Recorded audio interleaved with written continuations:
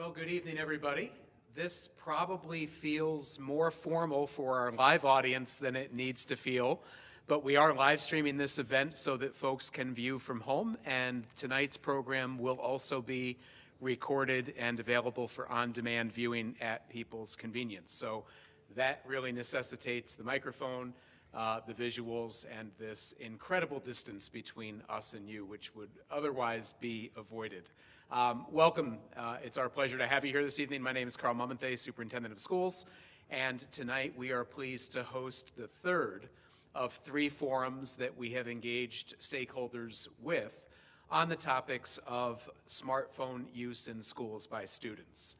This is a very important topic for our students, for our faculty and staff, and for our students' families and the broader community. And we appreciate the time that you have taken tonight to join us. I have several colleagues from my leadership team here at Niskayuna that will be co-presenting with me, and I am delighted to see that we have three members of our Board of Education with us as well. I will tell you that the feedback from these sessions and from the thought exchange that we will be sharing with you, all of that feedback will be compiled by our communications department and shared with our Board of Education.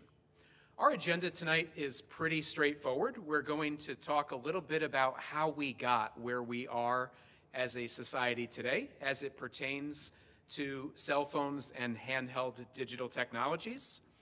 We'll talk a little bit with all of you about the prevalence, access, and harm that is both perceived and real among students nationwide as it relates to their cell phone use and their social media engagement.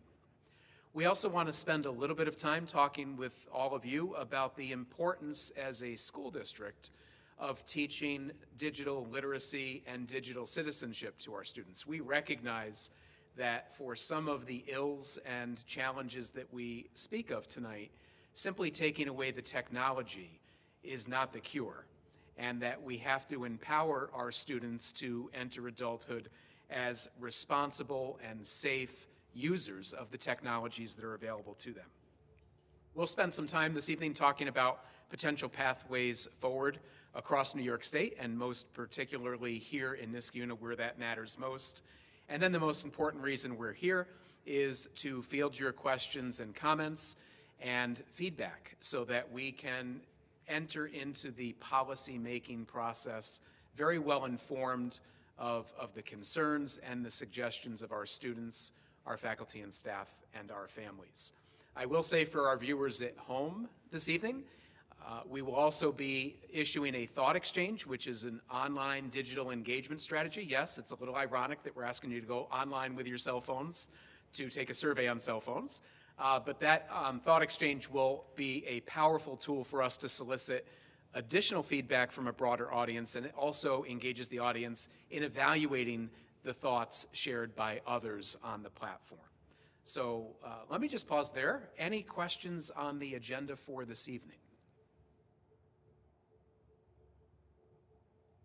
All right, well then I would love to introduce you to Mr. Gus Geidel. He is the district's IT coordinator, and he's going to talk a little bit about the history of cell and social media technologies and how that history has brought us to where we are today from a policy position. So Gus. Good evening, everyone. We just want to talk about the progression a little bit because I think as adults, this concept of we have phones, this is how we grew up, this is how our kids grew up. While it's true, I think sometimes it's important to put the timelines and put the dates in front of it so we can actually kind of understand what we are having a conversation about. When you look back to pre-2007, there was social media back then. So you had Facebook, you had the old MySpace, you had Flickr, you had YouTube. Those things all existed.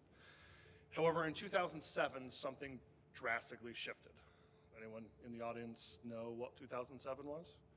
It was the release of the first iPhone. Apple came out with this new device that decided to put the internet in your pocket, okay, in a way that hadn't been seen previously. Okay, 2009 is when 3G was first delivered.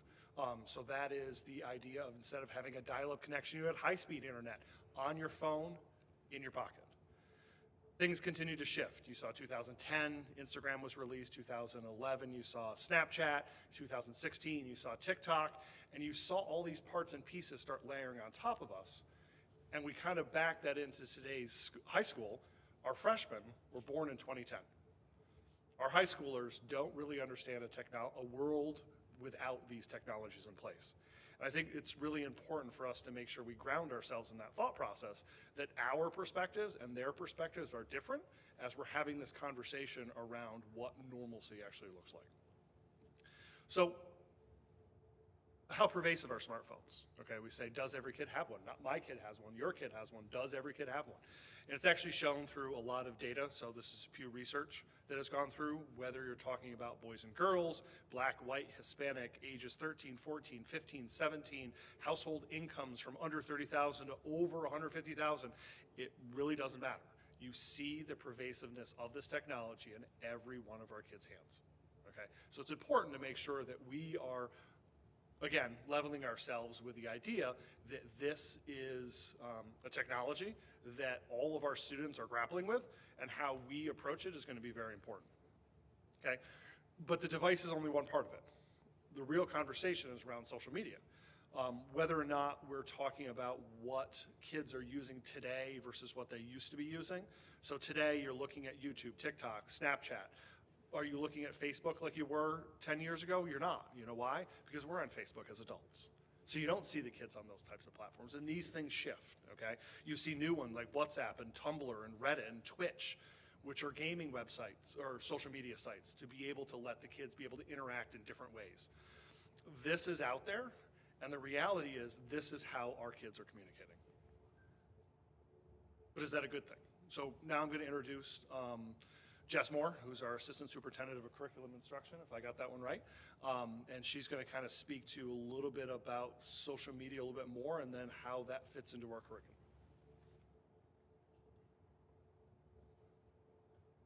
So we know we're wired to connect, and that's why they call it social media, because it's a platform for adults and students and kids to connect.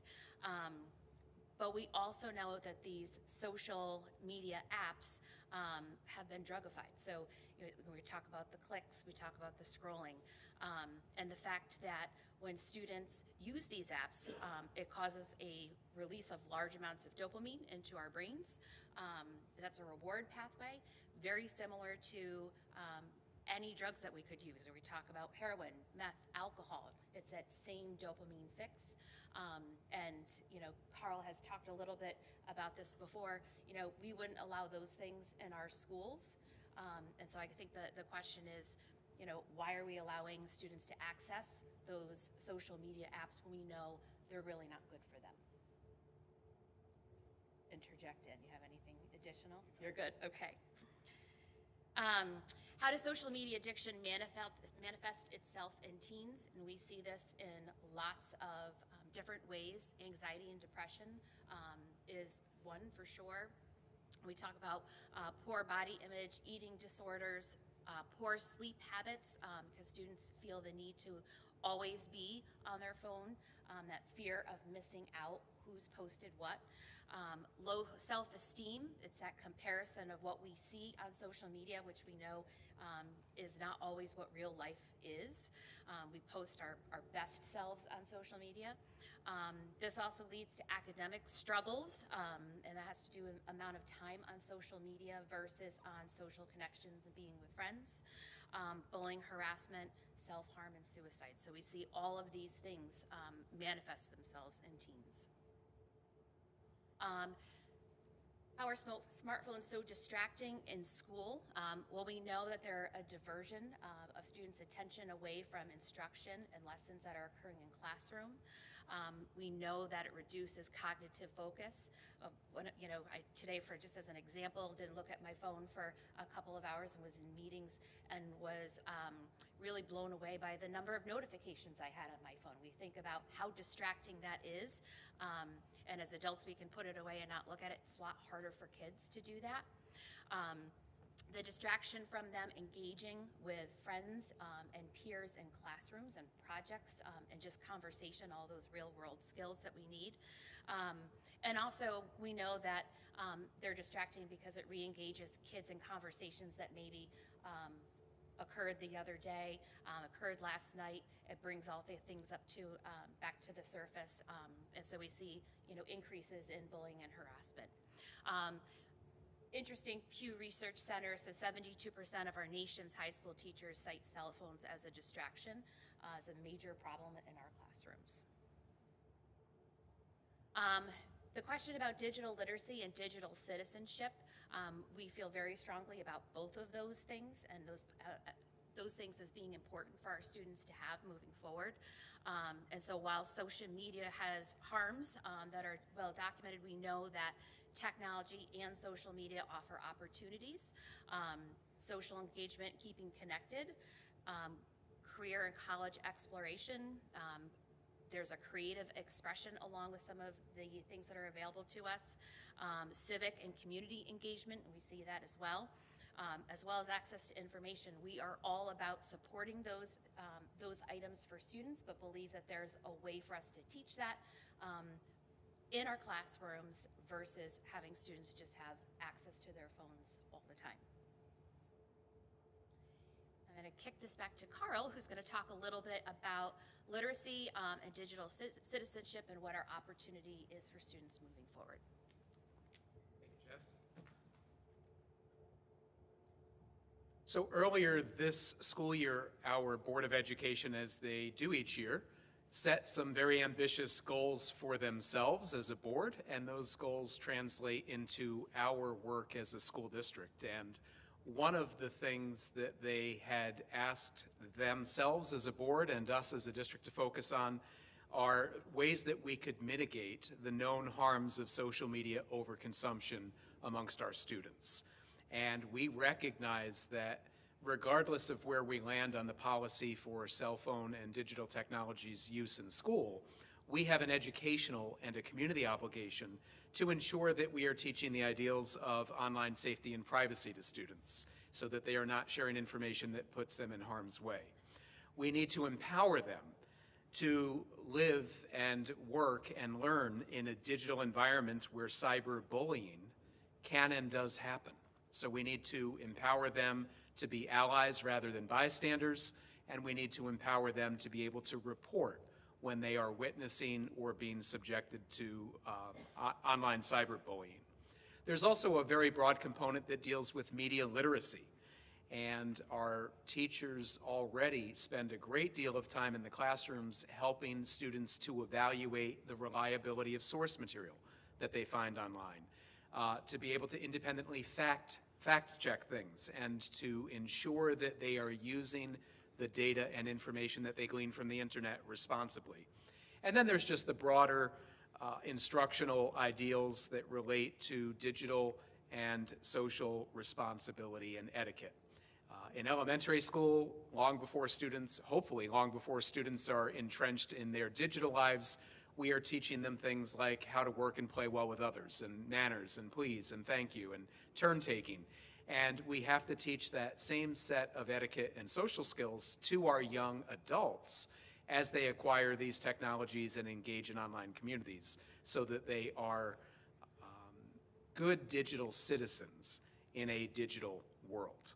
So we are focusing on simultaneously building these skill sets through our curriculum and instructional programs here at Niskayuna, while at the same time that we contemplate changes to our cell phone devices and use at school policies.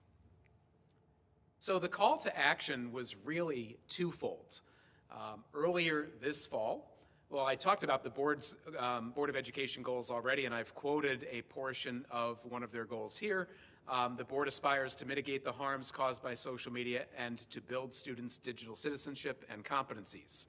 The board also passed a resolution earlier this fall in October that asked administration to expand our current cell phone use regulations to be more restrictive and to prohibit student use of those devices during the regular school day while on our middle and high school campuses.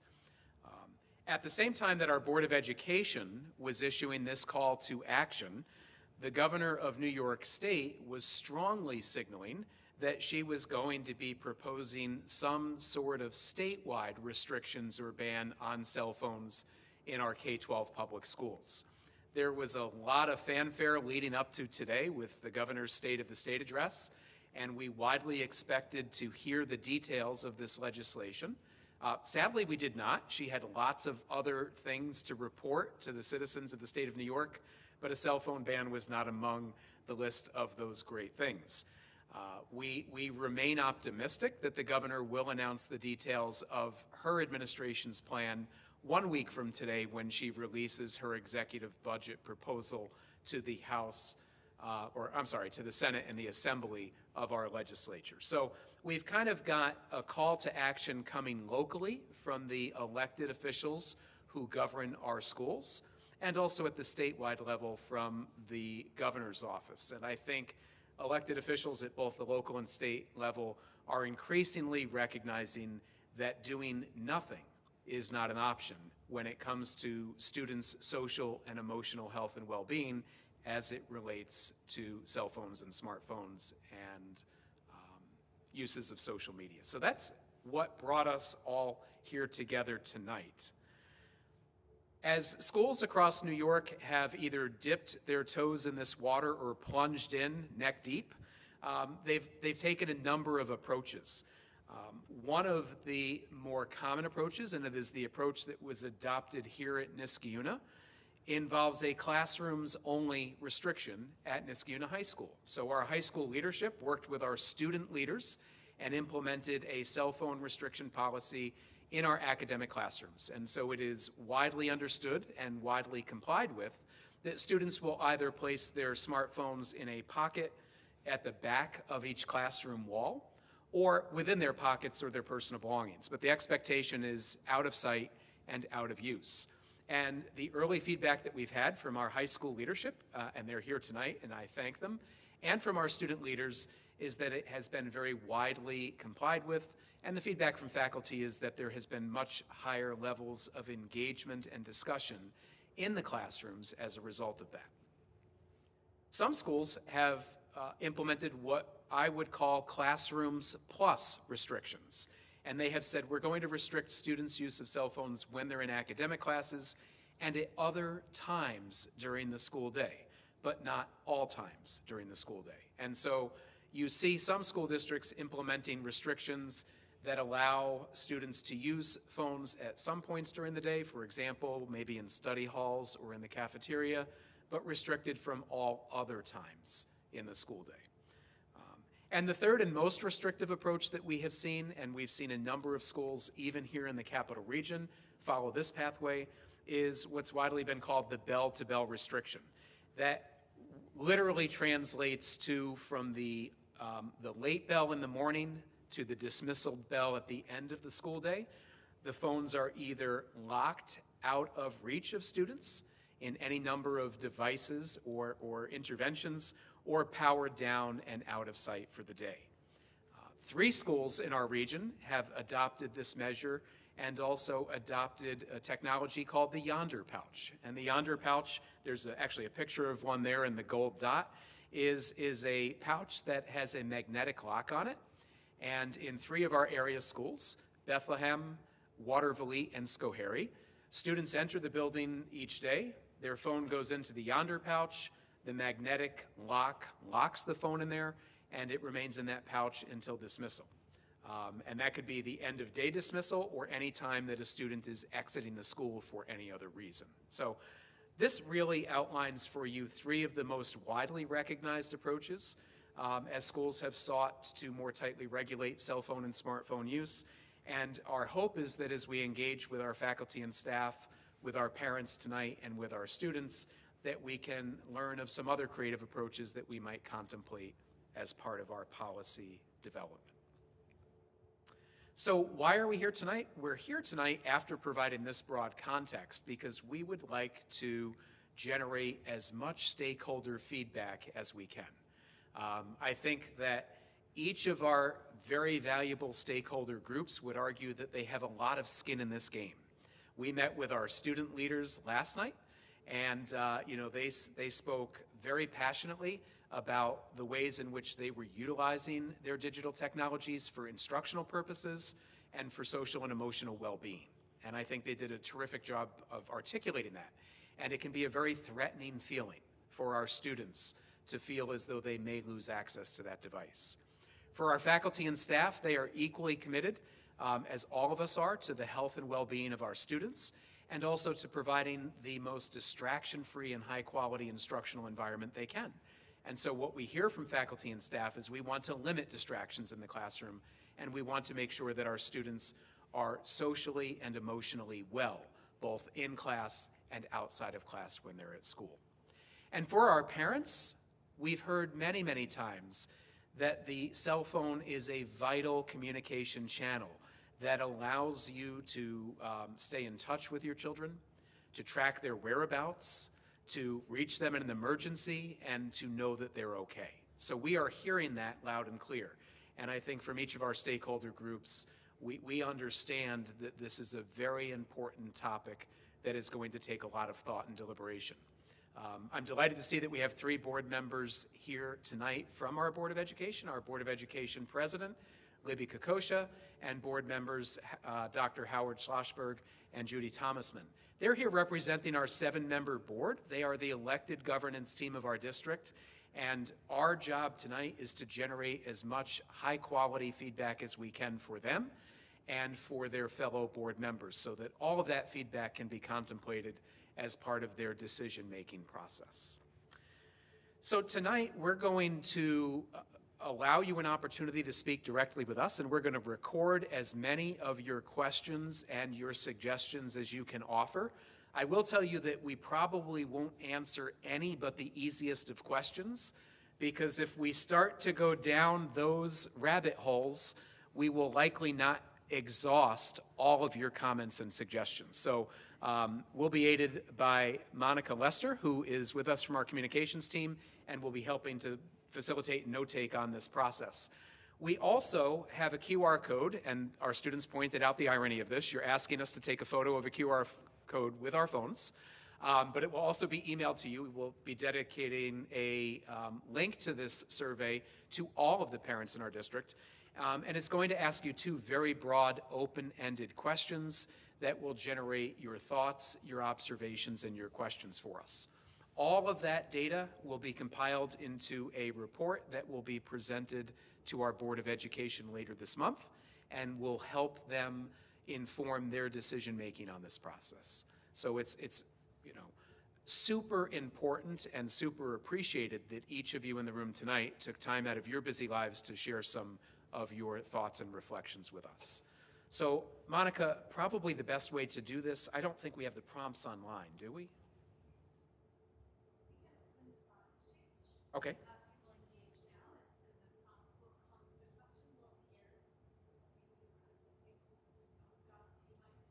You want to just pull that up? While Gus is pulling that up, I will also say I noticed that some of you were taking photos of the slides. In the email inviting you to participate in the thought exchange, we will include the full slide deck. So you'll have all of the slides that were available this evening. So if you want to participate now, you can feel free to pull this up. We will be sending you the link, but as I pull this up, it actually shows us what the questions you're going to see within the prompt. And I think the other opportunity is for us, as we're all here, if you wanted to verbally share anything, I think this will be the time to let you verbally share any of your thoughts. But the 2 questions you're going to see within the prompt are, what do you see as barriers for the implementation of a successful cell phone restriction policy in Niskayuna? Second prompt, what should district leaders consider before developing a policy?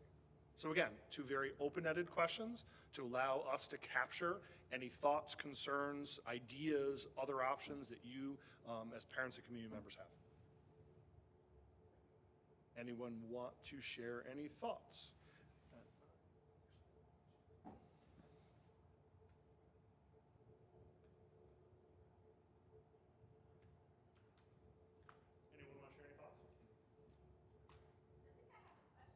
We'll just wait for the microphone, only because we're live streamed and recorded.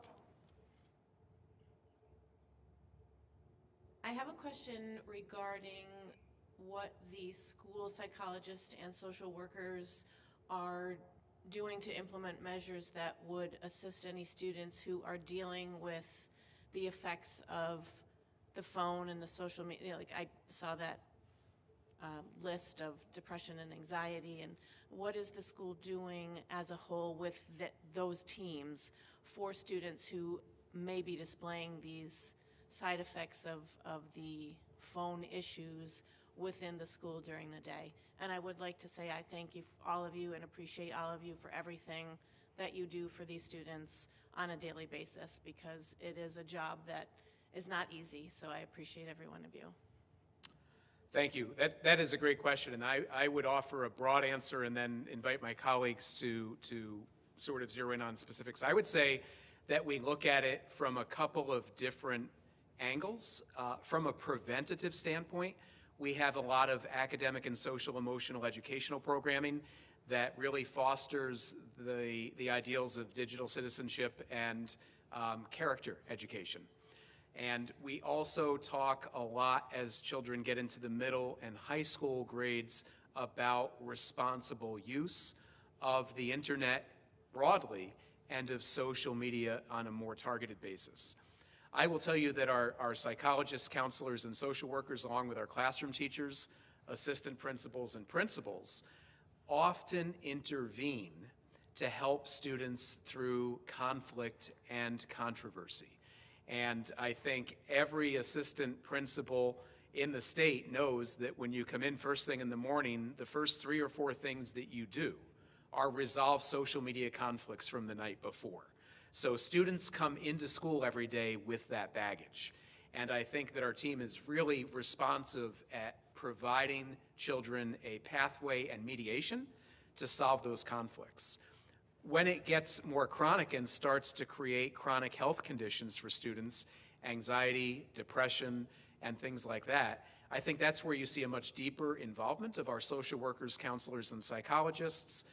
In some cases, it's working directly with children and their families. In some cases, it's referrals to outside providers for a deeper clinical engagement. And, you know, I'll be candid. One of the new programs that we initiated this year is an alternative education program here at Niskayuna High School. We do have a population of students who, for many reasons, some of them social media related, have an anxiety so severe that they require an alternative setting for education. And I'm proud to say that we have found a pathway to serve those students exhibiting the highest needs through our alternative education program. Gus, Jess, anything you want to add or extend? So I hope that answers your question. Other questions, suggestions, or feedback? Yes, we'll wait for the mic, please. This is like the old days of Phil Donahue. Remember Phil Donahue running around with the microphone? Hi. So I have 2 kids here in the high school, a junior and a freshman, and I will say that we've had lots of discussions at home about this issue. Following up on your question, and I have quite a list, sorry. So currently our vice principals are assisting students who are having issues with social media bullying. If we lock away our phones, and this is really just rhetorical, will those vice principals still be assisting students with the bullying that will still occur but will be outside of school hours, therefore maybe not so much under the school's purview? Would that still be something our school is providing those students who are dealing with that? I have concerns. I do have concerns. Our Chromebooks are wonderful tools, but they are locked down, and our students are often using our cell phones in classroom settings where they need access to other websites, other tools, other information, and will they be losing out by not having that access to that technology in the classroom? That's one concern I have. Another is that this is their life. They're going to go off into college and be adults in the next year, and are we teaching them how to regulate the use by just locking it away in a magnetic pouch? Should we be giving them more tools, more practice, like hands-on tools to regulate their use and keep themselves safe, because you're right, there is a damage that can occur with too much social media use, and we need to teach them how to be better stewards of those programs.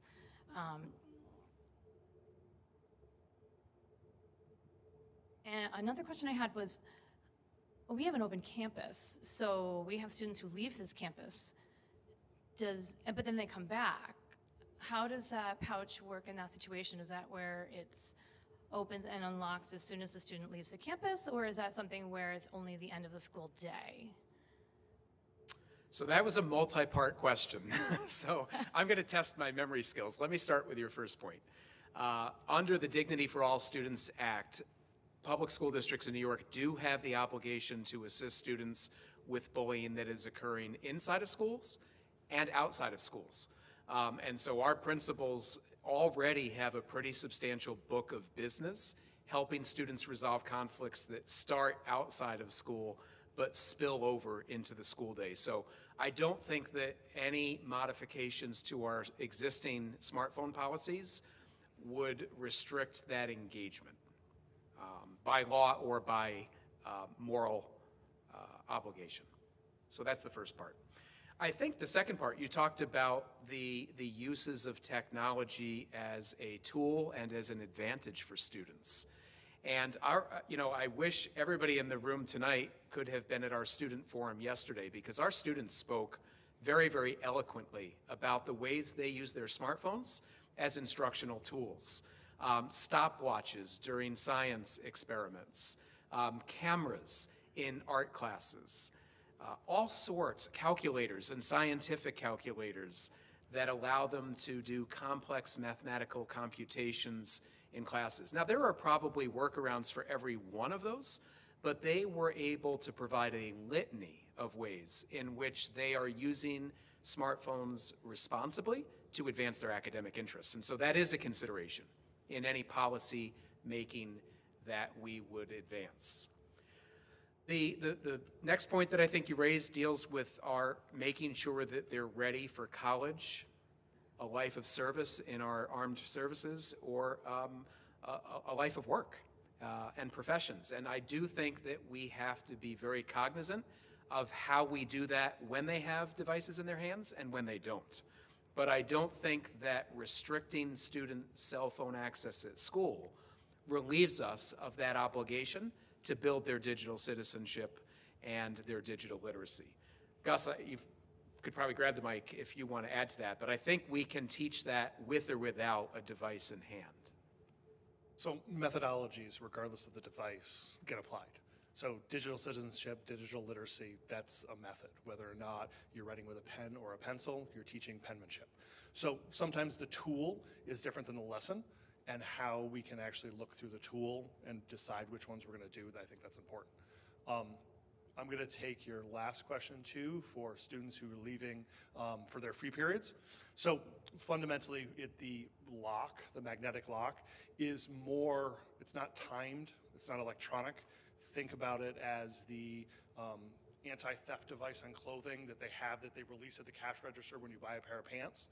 So there will be, if this is a technology that we decided to implement, and this is the decided way we go, after speaking with some of my counterparts who have implemented it at other schools, there's exit points at the school, which all have releases.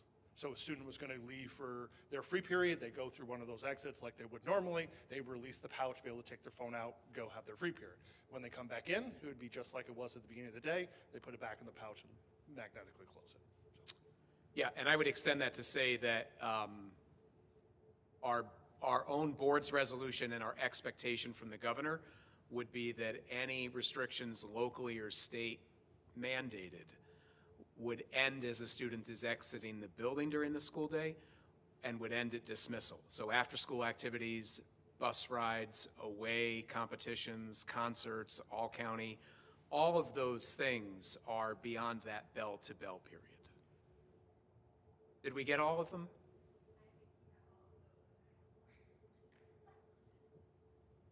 And I don't know what just happened. I might have gone to your screensaver. Before I start his family slideshow, I'm going to step away just in case. It's all good. They are not.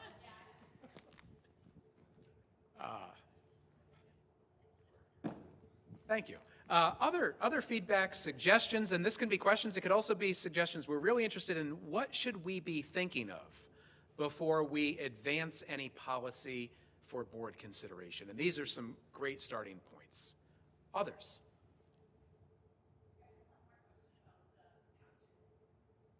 You want a mic up? Sorry. We already have the bags in the classrooms, correct? The pouches where they slide their... We do. Most of our classrooms are outfitted with, to me, they look like shoe racks, right? They look exactly like pouches, like yeah. shoe. And that has been successful, that program?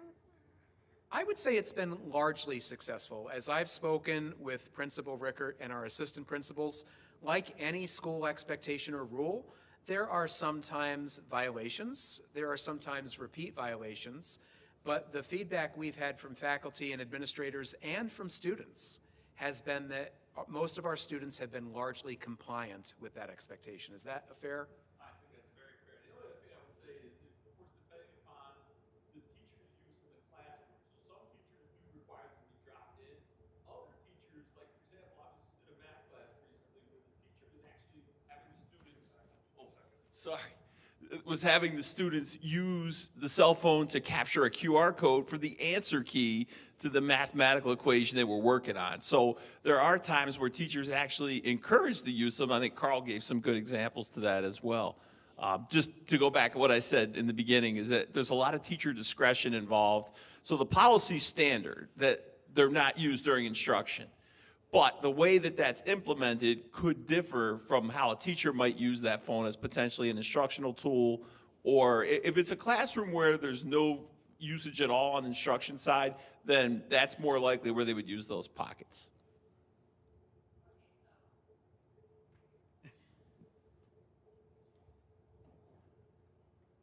Gus is getting his steps in this evening. Okay, so to follow up to what you just described is our current policy a potential option going forward? We're all wondering the same because our governor has sent very strong signals that she will be introducing legislation that will restrict smartphone use in schools.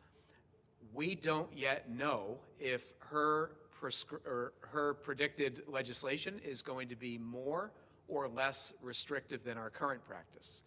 We also recognize, and I don't want to speak for our board, but I think collectively our board and administration recognize that even with our current policy, there are pockets of noncompliance, and there are large portions of a child's day where they are still very, very actively on their phones. Ironically, when I came to the high school yesterday to meet with our student leaders, I passed 4 students in the hall between the main office and the little theater, and all of them would not have seen me had I not greeted them because their faces were in their phones. Now, there's nothing that prohibits that right now, but I will tell you that during passing times, in cafeterias, in study halls, and at other downtimes during the day, it is still a very powerful draw for our students. And they are engaging digitally at the expense of engaging in person. We have 2, one here and one over here.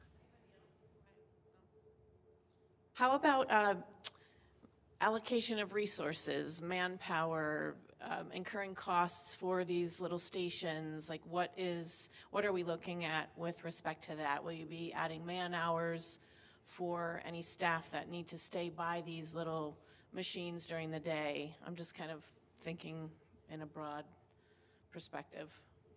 And we like your thinking. That's exactly what we should be doing right now. I do think that various approaches will carry different price tags. And so I've seen solutions around New York State that have had sort of mobile phone lockers where students come in and it's almost like the locker at an amusement park, but much smaller. You put your phone in and either the key comes out or you set a digital combination. Those have expense. The Yonder pouches have expense.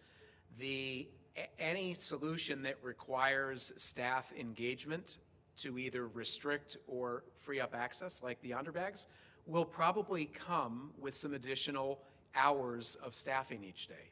And particularly at the beginning and end of each day. As students are arriving to school or leaving school, did that just? All right. It went asleep again. But if students are all arriving at the same time or leaving at the same time, there's going to need to be some additional staff. In schools that have implemented this, what we've heard is that it's a rough first few days, and then everybody's learning curve improves. We have neighbors right now, sorry, I'll be more attentive. We have neighbors right now in Schenectady that are going through a similar process. They've recently installed some metal detectors and weapons detection systems. If you're looking in the local media, you'll see that it's been a very successful rollout, but there have been some long lines in the morning. That's a staffing issue and a learning curve issue, and I'm confident they'll correct that, and that we will have to as well. With the transportation being in one location for leaving the school, if there are these yonder pouch, anti-magnetic or whatever you call them, will you be changing how transportation is imported and exported at the school to improve the potential for that time frame that you're dealing with the long lines and getting children out on time, buses on time to and from other schools, especially if you're doing this at the middle school and the high school level? Great question, and I'll be honest, we have not contemplated that question specifically because we haven't chosen a pathway yet. But I have heard from colleagues who've adopted that it is a combination of staffing, placement of the unlocking devices, and door usage. Yes, it's a combination of all three. So nothing says for the Yonder pouch that the unlocking devices need to be only at the exit that feeds the buses. You could have feeder hallways where there are people stationed so that people filter into a common area already having unlocked their phones. Great questions, though. Yes, over here.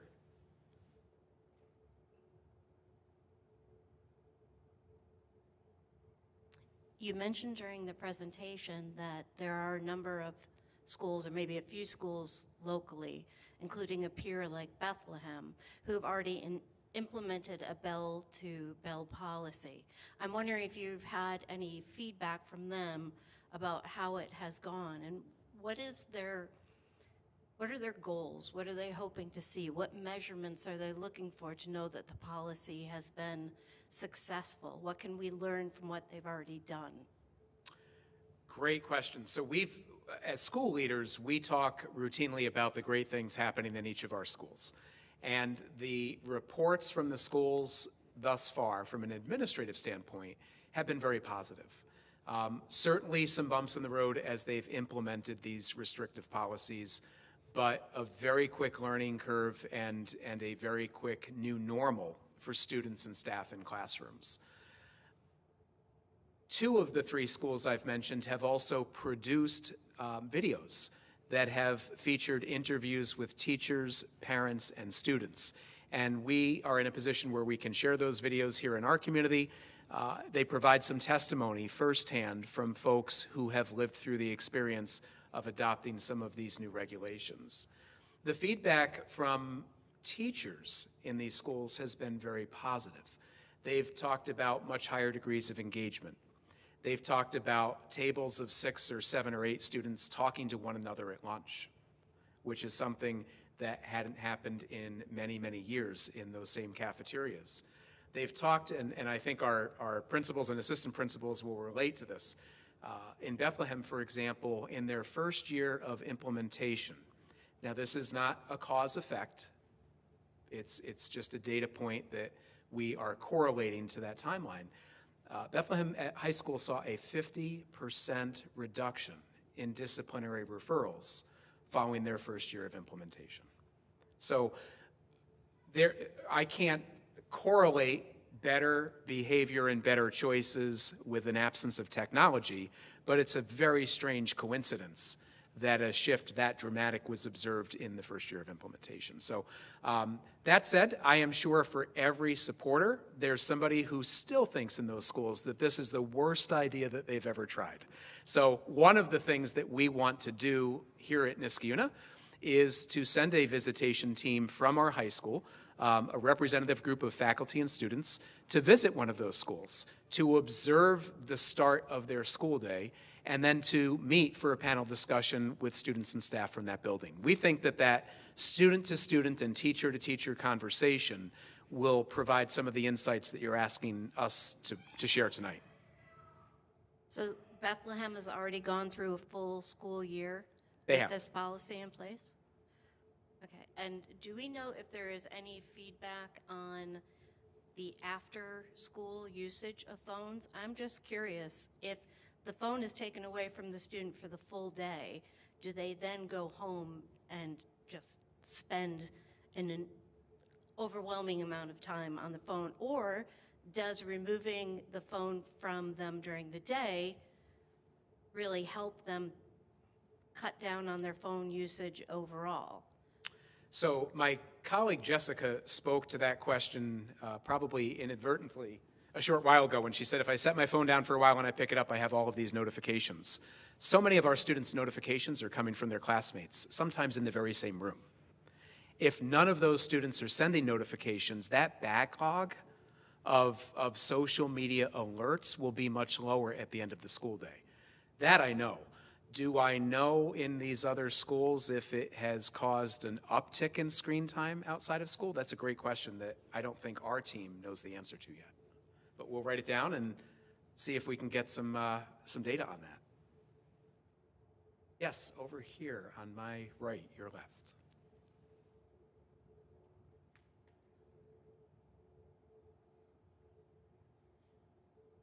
Hello. I don't have a question, just a couple of thoughts based on the discussions. One is, to me,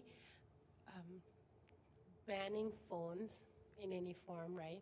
It almost feels like a gift, right? I mean, just imagine how nice it would be if nobody looked for us for a period of time, right? And our kids are, my kids will disagree, but they are not able to kind of make those choices yet for themselves.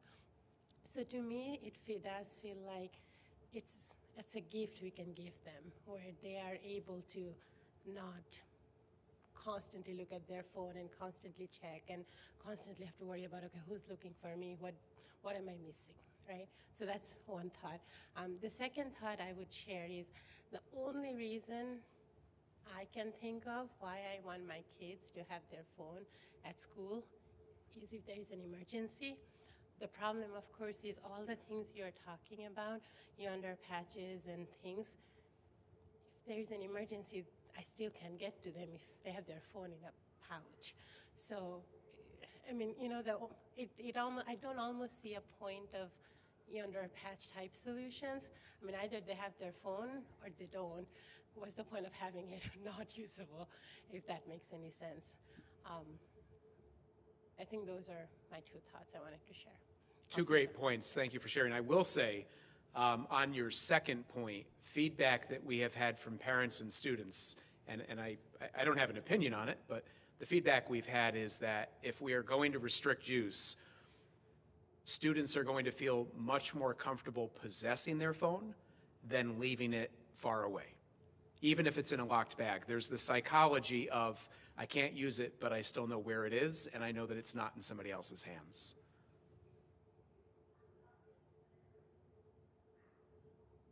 So I was at a presentation with a representative from Yonder, which is one of many companies trying to capitalize on this trend.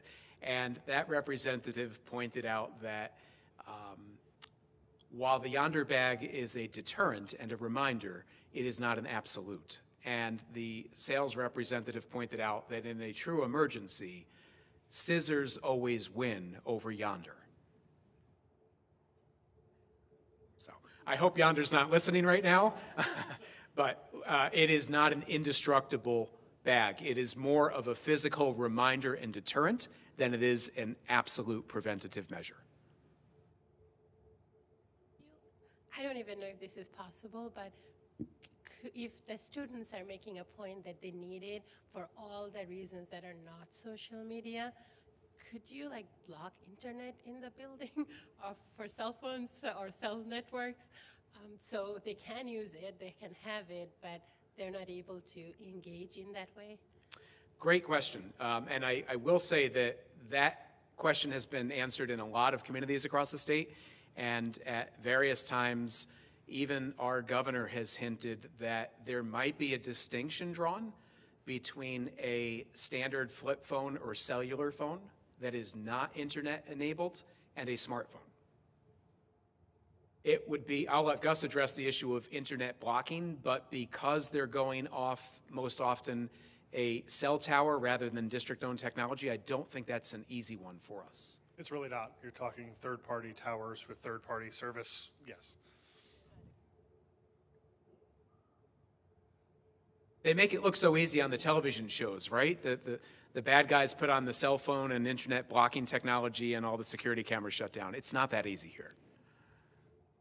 So smartwatches are included in the communication tool. Again, our board will be looking for us to make some recommendations that they can consider, but it has been very widely practiced across the state and communities that have done this, that connected technologies are considered part of the technology, yes. And pagers also fall into that tool. Or like you're saying, a flip. Remains to be seen, yeah. I mean, I think that, From an emergency standpoint only, like yeah. I have to say, okay, Caleb, I cannot get you, or you have to do this, or you have to drive, or something like that. Would that type of communication also fall under the no-no of cell phone ban? It's a great question that we have not yet answered. But I will say that those cellular-only phones, pagers, and other devices that do not allow social media access, our problem isn't the device. If the problem is the device, we would take the Chromebooks away. Our problem is the addictive engagement in social media.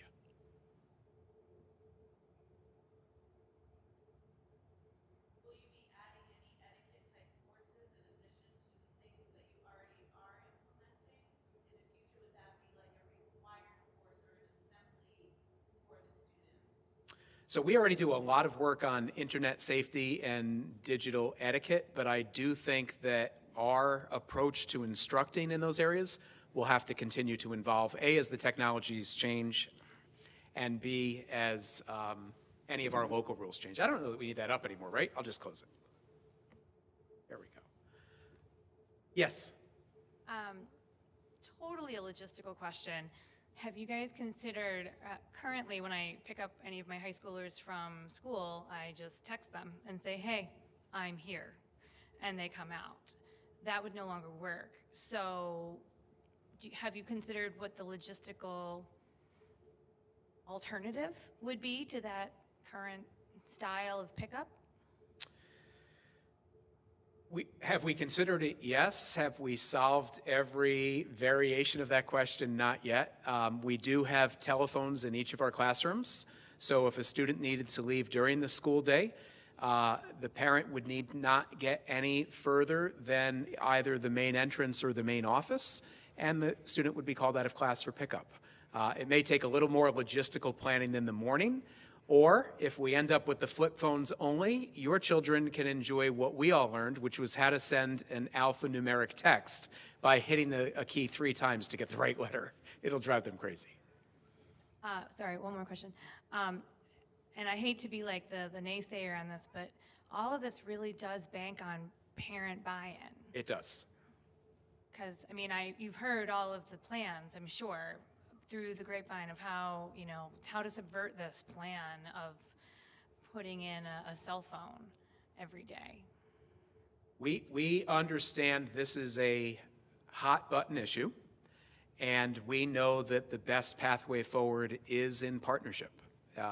This is not as well attended a session as we'd hope, but it's a wonderful dialogue and engagement.